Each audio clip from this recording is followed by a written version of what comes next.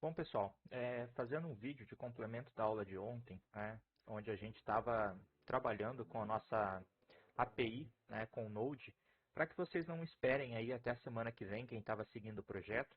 Então, ontem, após a aula, eu arrumei o repositório e arrumei o projeto e subi aqui para o repositório hoje de manhã para vocês poderem acompanhar. Para não ficar muito vago, vocês esperarem chegar a aula que vem, o que eu vou mostrar aqui? De uma maneira bem fácil, né? Vocês podem depois clonar isso aqui, mas o que a gente alterou, né? O que eu tive que alterar para a nossa API com o Node funcionar? Basicamente, a estrutura do projeto continua a mesma. A gente tem aqui aulas.js, tá? Que é a nossa model, que eu já vou falar mais sobre, que é o que a gente parou ontem no finalzinho da aula. A gente tem aqui o index.js, né, ó, setado aqui da mesma forma que a gente estava fazendo, e o nosso aula controller, né? Não foi adicionado nenhuma biblioteca a mais. A gente está aqui com o Sign, com o Express, com o NoDemon, o SQLite e o SQLite 3. Todas as bibliotecas que a gente estava trabalhando ontem continuam aqui, né? Não foi adicionado e nem removido nada. Então vamos lá, né? Então, professor, o que aconteceu que ontem não estava funcionando? Ontem eu estava fazendo aqui para vocês, né, se vocês olharem a gravação da aula depois, dentro da nossa model, como se fosse realmente uma model, né? Então, a gente eu seguindo a documentação do SQLite, eu estava seguindo lá, criando uma model que estendia a model. Então, eu removi aquilo, né? Eu passei a trabalhar com uma outra abordagem que o SQLite também define como correta, que é o SQLite define. Então, eu crio aqui uma constante chamada aula e passo a definição da nossa tabela aula. Olha só, então aqui tem aula, ID, as informações, né, não foi alterado nada, nome, esse timestamp igual a false aqui, para que a gente passe a ter ele, né, só com ID e aula, para não ter as colunas de timestamp, e no final eu retorno a instância dessa constante aula, né, que acaba gerando um objeto, uma model aqui para a gente. Aqui a gente tem o index, o que eu tive que alterar? Bom, a instância da memória do banco e o require da biblioteca SQLite, que é o nosso ORM, eu já estou fazendo direto aqui no index.js. Aqui eu estou passando esse parâmetro que também estava faltando na aula de ontem, o SQLite Sync. É isso aqui que permite a gente inicializar o banco de dados SQLite trabalhando em memória, tá? Então, ó, essas três linhas não estavam aqui, então foram adicionadas. Tomem cuidado se você for seguir o passo a passo aí de adicionar essas três linhas.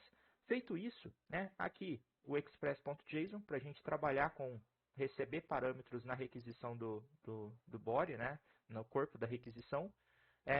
E aqui esse app.set, no final da aula eu estava dando um app use sequalize, né, mas não é o correto, eu tenho que fazer um app.set sequalize, e aí eu passo a instância desse sequalize que eu criei aqui, para que tudo que tiver dentro do meu app passe a conhecer essa instância.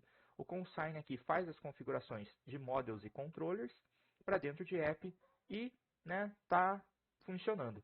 Aqui no aula controller eu também alterei algumas coisinhas para funcionar. Basicamente foi só a implementação com o banco que faltava fazer. Vocês vão reparar que está muito parecido com o que a gente faz com Java e PHP. Olha só, quando a gente recebe um GET no barra aulas, a gente verifica primeiro se veio o ID na URL. Caso esse ID tenha sido enviado, então a gente vai retornar uma única, aliás, caso esse ID tenha sido enviado, a gente vai retornar aqui, ó, uma única aula. Então a gente, aqui em cima, tem uma constante chamada aula model, que através do consign a gente faz a inclusão dela, então ó, app models aula, o consign injeta aquela aula que a gente criou nesse arquivo aqui. Quando o consign injeta lá para cá, o que a gente está fazendo? Esse const aula faz um await. A partir do momento que eu faço um await, eu tenho que trabalhar de maneira assíncrona.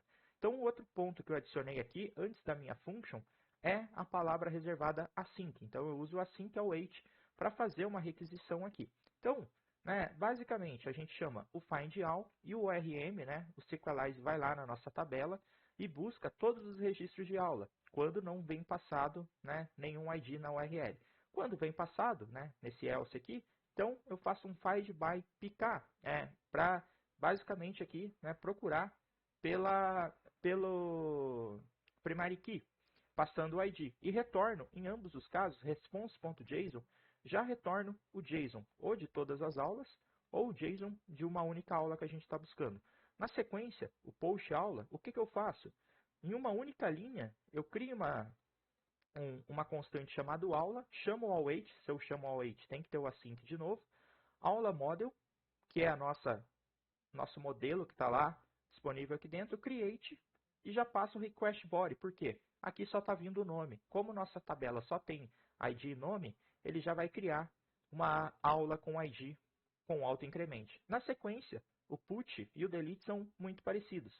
A gente recupera obrigatoriamente a URL aqui, né, o ID que vem na URL, busca qual que é aquela aula, da mesma maneira que a gente busca aqui em cima, e aí eu posso acessar diretamente, né, aquele objeto. Então, aula.nome e o request.body.nome. O que está vindo de requisição, eu acabei de atualizar na minha aula.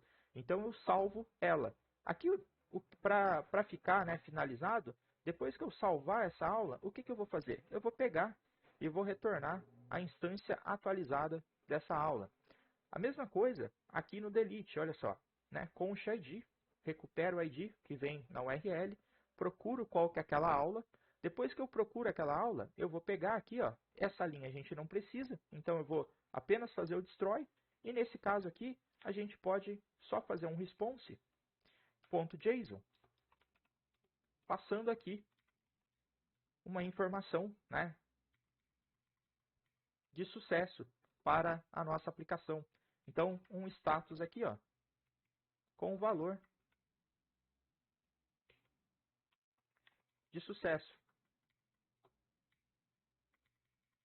O que isso vai fazer? Né? Quando a gente excluir, nesse caso aqui, a gente vai retornar para o nosso usuário que a aplicação deletou.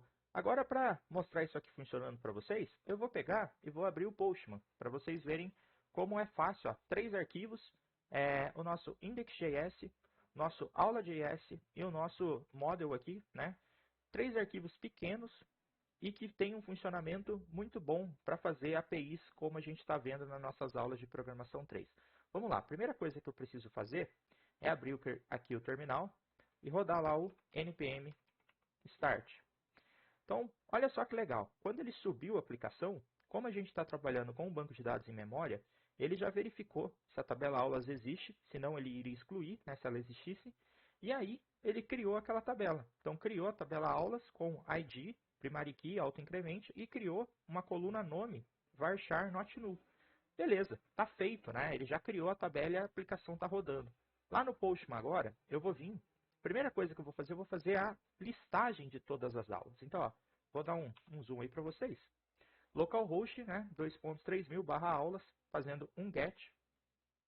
Tá lá, não retornou nenhuma aula, né? A gente acabou de criar isso. Então, o que eu vou fazer? Vou vir no método post e vou adicionar a primeira aula aqui, ó, nome, tópicos especiais. Lembrando, estou enviando aqui um body do tipo JSON. Então, ó, mesma rota, agora fazendo um método post, send, criou lá, ó, ID1, tópicos especiais. Vamos criar mais uma aula aqui. Vou criar aqui programação 1. Olha só, criei aqui programação 1, ID 2, programação 1. Beleza. Aí, se eu volto aqui no get e dou um send onde não tinha aula nenhum, agora ele já me retornou a lista com as duas aulas. Se eu coloco lá /1, me retorna a aula número 1. Se eu coloco /2, me retorna a aula número 2. Bacana, está funcionando como a gente esperava. Vamos testar então, alterar essa aula aqui, ó, programação 1 para a aula de programação 3. Vou vir aqui no put e vou, ó, quero alterar a aula de ID 2 e em vez de programação 1 eu quero que seja programação 3. Né? Tá aqui, programação 1. Então no put eu vou dar um send. Tá lá. Ele retornou a aula para mim agora com o nome de programação 3. Será que funcionou? Vou voltar lá no get. Tinha feito a última requisição, estava programação 1, send, programação 3. Então já está persistindo lá no banco de dados. Vamos deletar essa aula então de ID 2, por exemplo. É só passar aqui, né? Vou colocar lá aulas/2, método delete, vou dar um send, status, ó. sucesso, né? Então retornou o status de sucesso. Se a gente for lá no nosso get agora e olhar aqui, a gente vai ter ID 1, nome, tópicos especiais, funcionando numa boa, né? Então tá a API, né, inserindo, listando, alterando e excluindo registros. Beleza, pessoal? Esse vídeo foi só um complemento para vocês não ficarem sem a finalização do conteúdo aí. Vejo vocês na próxima aula. Valeu!